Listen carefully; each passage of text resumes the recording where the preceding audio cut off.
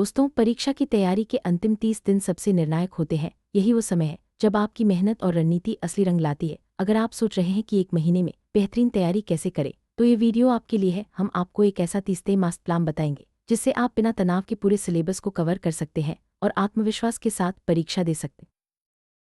इस master plan को 4 हफ्तों में बांटा गया है ताकि आप सिलेबस को छोटे छोटे हिस्सों में बांटकर आसानी से पूरा कर सके। हर हफ्ते की अपनी एक खास थीम है जिससे आप बिना दबाव के आगे बढ़ सकते हैं। पहले हफ्ते में बुनियादी बातें और कमजोर टॉपिक्स, दूसरे हफ्ते में सिलेबस की पूर्ति और सटीकता, तीसरे हफ्ते में गहन पुनरावृत्ति और चौथे हफ्ते में मॉक टेस्ट और मानसिक का फोकस है अपनी नींव मजबूत करना और कमजोर कड़ियों को पहचानना। सबसे पहले एक मॉक टेस्ट दें और देखें कि किन टॉपिक्स में आप पिछड़ रहे हैं। उन विषयों को प्राथमिकता दें जो स्कोरिंग है लेकिन आपको कठिन लगते हैं। लंबे नोट्स बनाने की बजाय सिर्फ शॉर्ट ट्रिक्स और कीवर्ड्स लिखें ताकि रिवीजन आसान हो। इस हफ्ते का मकसद है बेसिक्स क्लियर करना और आत्मविश्वास बढ़ाना।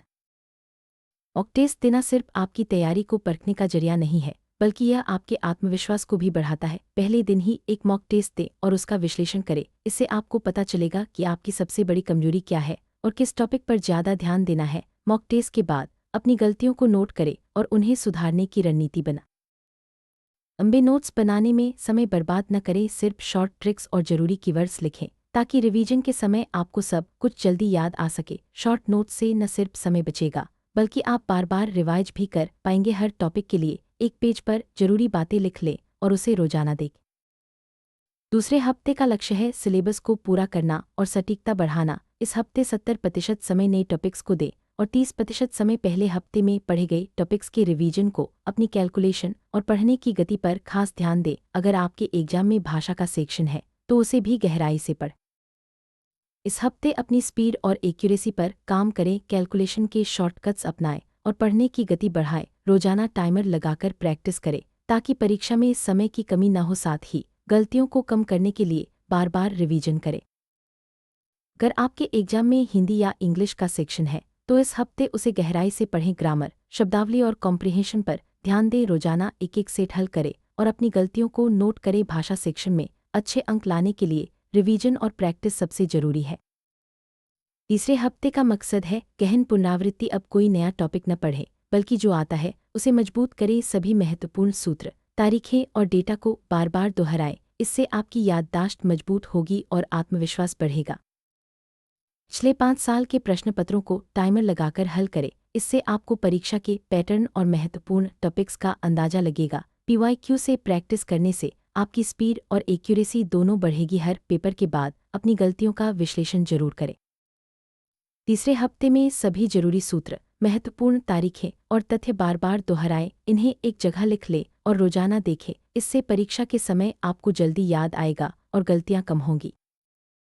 अब बारी है चौथे हफ्ते की, जिसमें आपको हर दिन एक मॉक टेस्ट देना है, ठीक उसी समय जब आपका असली एग्जाम होगा। टेस्ट देने के बाद उसका विश्लेषण करें और देखें कि कहाँ गलतियां हो रही हैं। साथ ही अपनी नींद पूरी करें और तनाव कम लें ताकि परीक्षा के दिन आप तरोताजा रहें।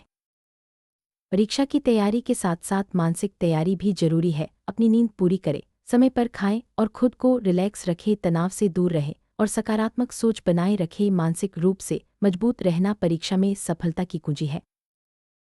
80/20 रूल को अपनाएं। 80% सवाल अक्सर 20% महत्वपूर्ण सिलेबस से आते हैं। उन टॉपिक्स को पहचानें और बार बार रिवाइज करें। इससे आपकी तैयारी स्मार्ट हो जाएगी और कम समय में ज़्यादा अंक ला सकते हैं।